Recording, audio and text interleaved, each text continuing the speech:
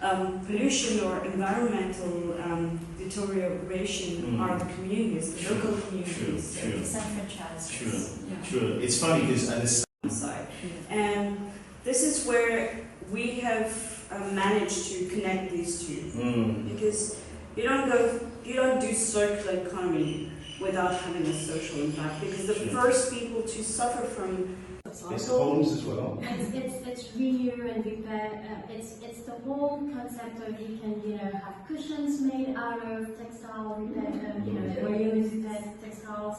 You have the furniture. You've got the decoration, upholstery. So all of that. And we come with a service which we call repair by you could literally furnish homes. That's amazing. You could literally furnish homes. That's amazing. So it's all the way you have to do it. It's a lot of faith in the process, and just like creating that environment where it feels like family, a safe place. Although all the structure and process are very professional. Like talking with a few people, we use a lot of technology. We raise our and which makes it exactly. And so it's like but with the ethics standards and the enterprise side of things and the social, they are equally strong. And that a lot of big companies come and go because they were not able to have the driving force of love. That's what you guys have found. Initially, and it's like a diamond because a lot of people. I think that it's about fellowship as well. Yes. Sometimes we ask for forgiveness. Yes. And sometimes, when we've got tough situations, I tell my teams, you know what? Let's conquer by love. This is it. No matter how that love is. This is it. This is it. I think we're. No, that's also a bit of humility. We want to serve. Yes. Let's talk about that. Yes. Walk alongside. Yes. Yes. That is inspirational. That is inspirational because what it is. We serve as leaders. We serve our people. This is where probably that recipe is working for scholarships for disabled kids. So that's visible on our. And that's our education. That's our education mission. And then 60% of our staff are empowered staff. Yes. So it means that our salary charges goes mainly to the staff. empowerment. Yeah. And that's our second mission and employment. Yes. So and then we have our main revenue stream, which is our second-hand retail, and then now we're developing a new, I'd say, whole business line, which is Home by the Good Shop. Home by the Good Shop. What is Home by the Good Shop? Okay, so it's to prove the concept. All the time, we've got that idea, the board will say, prove the concept, make it sustainable, and we'll make it work. So this is always the model. So then we are very motivated to make it work, and now we've got a seamstress in every shop, basically, with a service of repair station. Only for the textile, the idea is to obviously give an éventail de services, not just textile. So that's the repair, not the renew. How does the renew come? You realize that you have some items that are good, cannot be repaired, but maybe just can be used for something else, like cushions, bags, etc. And then the renew starts. So all of their life, you will never have a normal adulthood. You won't be independent financially, etc. So coming to the Good Shop for them, it's an opportunity. Now they go. We love them, but I believe in tough love. So they start with a training. And it's not only about technical skills, about how to run a shop or how to work in a workshop. It's about learning our values, because these values, we've got 6 values at the Good Shop, and we always go back to our values. And what are the values? So it's integrity, humility, stewardship, innovation, resilience, and respect. Amazing. So we always go back to that. We have one-on-one check-ins. We've got check-ins every day. We've got one-on-one reviews. We're very, that HR side is very professional in structure. And they like it. They love it because they're actually learning how to be corporate employable through our training. Yes. So I think the values are the core of. I would add something. It's perfect. So, how do you deal with challenges? Where some people, have challenges, they jump on the table, and not me. They jump on the table, they take all their teeth out of your mouth, put it in the glass. So, how do you remain calm, or what do you do to deal with challenges? You go to a boxing club and start boxing. Apart from praying, you mean? Oh, apart from praying, what do you do? Well, I'm a mom of 3, so I've got my girls at home. I can empathize with one. The last one is 15 months old. Right. Yeah. Same.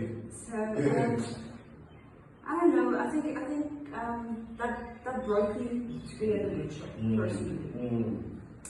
I was a very tough manager from my past professional life, and at the same time I became a lecturer. I became a tutor for special needs kids. Oh, amazing. People with dyslexia, ADHD, who want to actually compete for Oxford or for IB and compete at the same level. So I'm a tough type. Tough cookie, yeah. I'm a tough type of. And I actually saw that when they interact. Everybody was like, it's like a family. Everybody, it just felt like a family. Now, how do you keep that balance between, treating the staff as a family, and at the same time making sure they get the task done? Because literally, you know what I'm talking about. I know what it's You're not walking the park. We happen to have tough conversations. Yeah. We use metrics. Yeah. We've got KPIs, we've got OKRs. Yeah. So, we speak facts, and then there's the soft skills part. There's the. They know their priorities. Yeah. Check-ins. We have put so many tools in place where everybody knows what they need to deliver on, basically. And within that context, we make it chill and lively, but in the end, everybody knows what they need to deliver on. So it's like this nice balance on we're in its work, and we know where we want to go together, but at the same time, it's a safe place. Fantastic. It's not formalized. Fantastic. Ladies and gentlemen, don't forget your tune right here. To hit employment, education, and environment. So, for example, when we started in the beginning, we always say we weren't totally circular in the beginning. Definitely, we were having those items from second-hand items, so we were contributing. But what happened the first year? With all the items we couldn't donate and we couldn't sell. It created a problem for ourselves. True. So we needed to fix the problem ourselves while providing jobs and being responsible environmentally. This is where the need for repair stations started, and we realized that part of them were a lot of items that were missing a button or having a tag that could be repaired, but we didn't have it wasn't part of our process then. So this is where we connected with Victoria and Priya from Don't Repair Despair, who had started repair stations, and we believe in vertical partnerships. Yes. This is how we managed to do a lot of things, because we realized we can't do it alone. We need a community of collaborators to all Definitely. Come on, and is it Mauritius only or is it international? You want to go for that? Yeah, so at the beginning it was going to be an international part of the Goodwill in the United States. I don't know if you know about that. And so very last minute something happened, and it didn't go through, and so we found the name The Good Shop. Yeah, I think it was 1 week before. Yeah, exactly. 1 week before the opening, was supposed to open. And we were on our own. Exactly. No international partnership. Just our own. So the good thing about that is the Good Shops came, the name The Good Shop came, and then we therefore started fully Mauritian owned, fully, and run also by Mauritians. Well, there's no owner. Yes, It's a social enterprise. Yes. So the legal status in Mauritius, it says limited by guarantee. So you don't have an owner. You have a board of non-executive directors who are experts in the industries, Yes. in HR, trade, and finance, etc. So they're here as advisory. Yes. And then you have the management. Yes, fantastic. GoodShop is, how can they get involved? How would you explain it to the people that are just listening right now? And if they want to get involved, they've got a spare bed, they've got a spare chair, a spare table, or they want to buy. First, maybe what we are about. Yes. Yes. So, as you said, we're a social enterprise. So, we don't make profits out of it. There's no company owners that get dividends. But everybody gets a salary in the GoodShop. And so our business model is we depend on donations. Yes.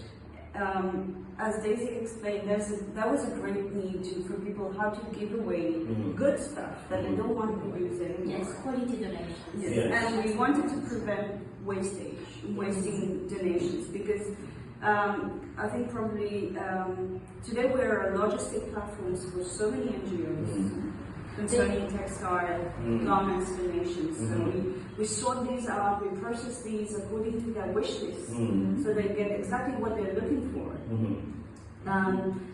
Out of the donations we get, about 40 to 50% goes to NGOs, to our NGO partners. So we're really giving back. And what's remaining, we sell it. We sell it in our shops. So we function like a retail. Our business model is one of a retail shop. Yes. Yeah. Ils ont des idées de quelle est la finalité que ça fait. I want to do this and that, and I want to impact here and there with my business. I think what's special about the GoodShop is that there was a huge amount of thinking. It was first asking, what do we want as a mission, and what are our values? And also, I think it started based on a desire to reduce the inequality. The very existence of the GoodShop is doing good, but also having a real positive impact on society and environment. Yes. And that's the starting point. Yes. And then finding the way, but how do we do that? Okay. Well, education and employment are two key factors that changes people's life. Sure. Making them come out of from where they are into another type of life. Exactly. So now, how do we do that? You know, it was like, we want to do that, how? So how do we do that? Well, if we get the same chances of someone to go in in a private school, for example, or the same chance as somebody who has a barrier to employment into the employing field, then they could have the chance to have, etc., etc. So how do we do that? So this is where we realize suddenly, the founders found out that so many things are being given away, people.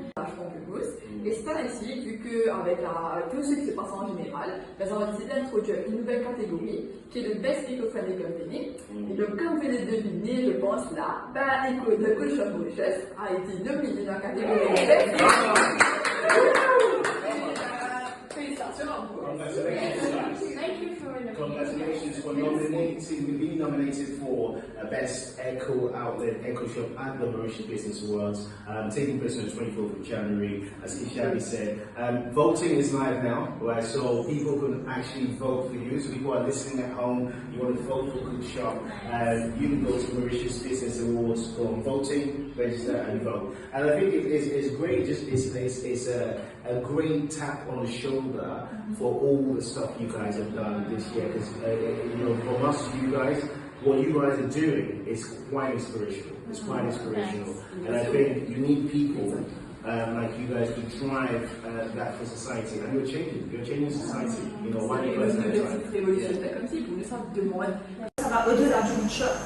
C'est toute une communauté d'artisans, d'ONG, de local artists, d'artistes locaux qui collaborent, avec qui on a collaboré aussi pendant l'année. En fait, c'est ça. L'idée du Do Good, c'est vraiment d'apporter un mouvement, une communauté, de se dire que pour cette fin d'année, allons essayer de faire du bien avec un impact environnemental positif ou un impact social positif. Donc comment support local artists, support local, support something that can help, sustainable actions and all of that. Et puis vous les postez, you post that and then you use the hashtag Do Good December. Alors, comment s'est passée votre interview chez Capital Radio Mauritius? Une expérience géniale. C'était vraiment super sympa, super chill. Je suis Daisy. Moi, je suis Meenakshee.